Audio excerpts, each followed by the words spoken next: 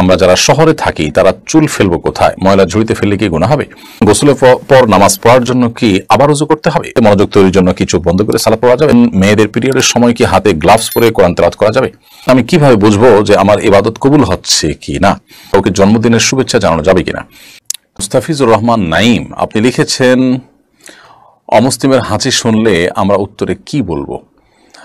অমুসলিমের হাসি যদি আমরা শুনি তাহলে সেক্ষেত্রে তার জন্য ভিন্নতর কোনো কিছু বলবো এরকম কোনো বর্ণনা নেই। তবে সাধারণত কোনো মুসলিম যখন হাসি দেন তিনি হাসি ইয়েতে আলহামদুলিল্লাহ বলবেন। হাসি যিনি দিবেন তিনি আলহামদুলিল্লাহ বলার পর আমরা জবাবে ইয়ারহামুকাল্লাহ বলবো যখন যারা শুনবো তারা। এটা নবী করিম সাল্লাল্লাহু আলাইহি ওয়াসাল্লাম মুসলিমের অধিকার হিসেবে উল্লেখ করেছেন। হক্কুল মুসলিম আদাল মুসলিম সিত, এক হাদিস রয়েছে যে এক মুসলমান অন্য মুসলমানের প্রতি 6টি অধিকার রয়েছে। তো সেই অধিকারগুলোর মধ্যে থেকে একটি হলো এটি যে আলহামদুলিল্লাহ বললে আমরা বলবো ইয়ারহামুকাল্লাহ, আল্লাহ তোমার প্রতি রহম করুক। কোন অমুসলিম হাসি দিলে তিনি তো আসলে আলহামদুলিল্লাহ বলবেন না। যেহেতু তিনি আলহামদুলিল্লাহ বলবেন না, অতএব তাকে ইয়ারহামুকাল্লাহ বলার অপশনও থাকছে না এবং তাদের জন্য আলাদা কিছু বলার অপশনও নাই। অতএব আমরা নীরবতা অবলম্বন করবো বাহ্যিকভাবে, সেটিই বোঝা যায়। আর উত্তর দেওয়ার যে আবশ্যকতা রয়েছে হাসির জবাবে, সেটি আমরা অবশ্যই মুসলিমের আলহামদুলিল্লাহর জবাবে বলবো, কারণ মুসলিম তো আলহামদুলিল্লাহ বলবেই না, সে অবশ্যই নেই। তাছাড়া এটা মুসলমানের অধিকার হিসাবে হাদিসে উল্লেখ করা হয়েছে।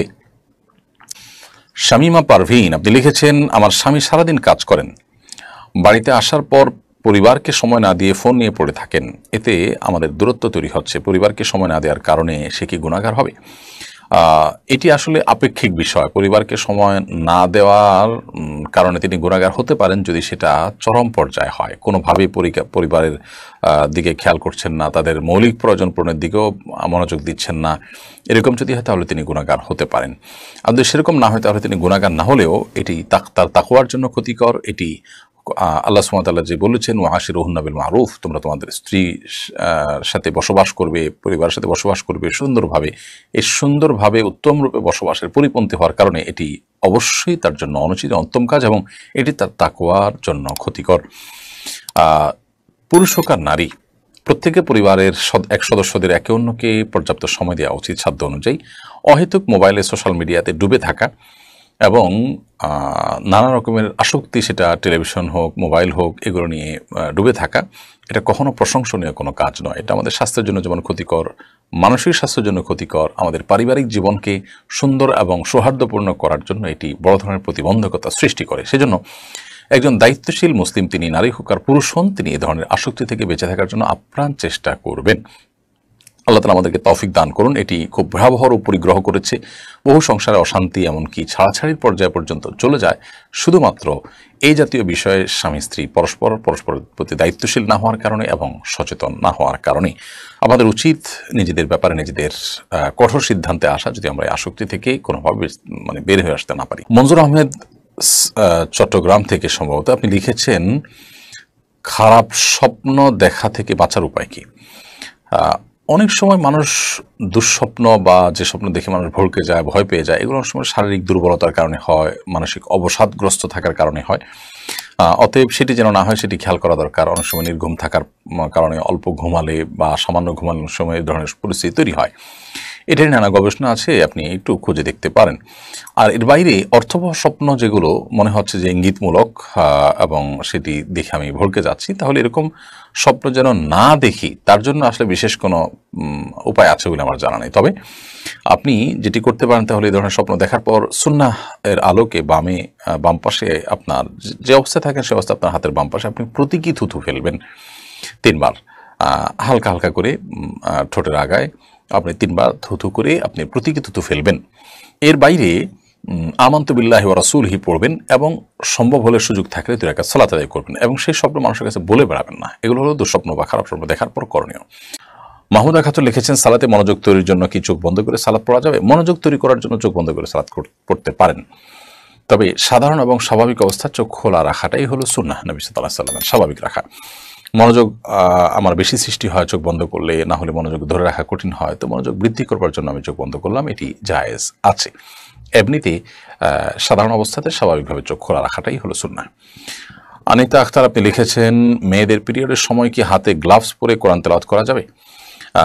কোরআন কারীমের তেলাওয়াত পিরিয়ড অবস্থা না করাটাই হলো জমহুর উলামায়ে কেরামের মত, অর্থাৎ করা যাবে না, পিরিয়ড অবস্থাতে মেয়েরা কোরআন তেলাওয়াত করবেন না, এটি হলো জমহুর বা সংখ্যাগরিষ্ঠ ইমামদের মত। কোনো ইমামগণ ইবনে তাইমিয়া রাহিমাহুল্লাহ সহ কেউ কেউ বলেছেন যে করতে পারবেন, কিন্তু সংখ্যাগরিষ্ঠের মত হলো করতে পারবেন না। এখানে আসলে গ্লাভস দিয়ে ধরছেন বা অন্য কিছু দিয়ে ধরছেন কি ধরছেন না এটা ইস্যু নয়, ইস্যু হলো যে তেলাওয়াত করা না করা নিয়ে। ধরাটা চাইতে ধরতে তো পারবেনই না, কিন্তু তেলাওয়াত করবেন না। তাহলে সেক্ষেত্রে এই টাইমে আপনি কী করবেন? আপনি ইসলামিক অন্যান্য পুস্তক পড়বেন, কোরআনের বিভিন্ন ব্যাখ্যা গ্রন্থ আছে সেগুলো পড়তে পারেন, হাদিসের গ্রন্থ পড়তে পারেন, অন্যান্য আমল করতে পারেন, কিন্তু তেলাওয়াত করবেন না। এটি হলো সংখ্যাগরিষ্ঠ ইমামদের মত।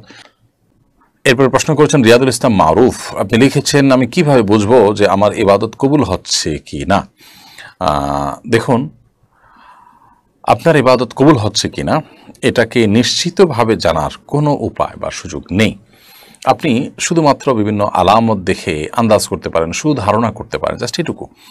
তো ইবাদত কবুলের একটি আলামত হলো সেই ইবাদত আগের চাইতে আরও ভালোভাবে আরও নিয়মিতভাবে করতে পারা বা কন্টিনিউ করতে পারা, এটা ইবাদত কবুলের একটা লক্ষণ। অনেক উলামায়ে কেরাম, অনেক অভিজ্ঞ স্কলারগণ বলেছেন। তো সেখান থেকে আমরা ধারণা করতে পারি যে আমাকে আল্লাহ সুবহানাহু ওয়া তাআলা একবার ইবাদত তৌফিক দিয়েছেন, একবার তো আবারও তৌফিক দিয়েছেন, সুন্দরভাবে করার তৌফিক দিয়েছেন, কায়মনোবাক্যে বাক্যে আমি করতে পারছি, তাহলে সম্ভবত আমার দোয়া ইবাদত আল্লাহ তাআলা কবুল করেছেন। তাছাড়া ইবাদত কবুলের যদি বাহ্যিক শর্তগুলো আমি পূরণ করে থাকি, হালাল উপার্জন থাকলো, শিরক মুক্ত থেকে আমি ইবাদত করছি, সুন্নাহ সম্মতভাবে ইবাদত করছি, তাহলে সেক্ষেত্রে সেই ইবাদত আল্লাহ সুবহানাহু ওয়া তাআলার কাছে কবুল হচ্ছে, সেই সুধারণাই আমাদের থাকবে ইনশাআল্লাহ। মিনহাজ রহমান আপনি লিখেছেন গোসলের পর নামাজ পড়ার জন্য কি আবার ওযু করতে হবে? গোসলের পর নামাজ পড়ার জন্য আলাদা করে ওযু করার প্রয়োজন নেই, যদি গোসলটা আপনি সুন্নাহ সম্মতভাবে করে থাকেন।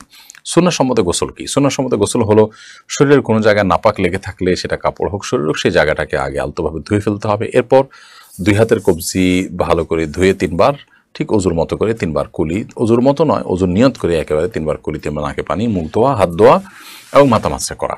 এরপরে পুরো শরীরে পানি ঢেলে আপনি গোসল শেষে 2 পায়ের গোড়ালি পর্যন্ত ধুয়ে আপনি চলে আসলেন।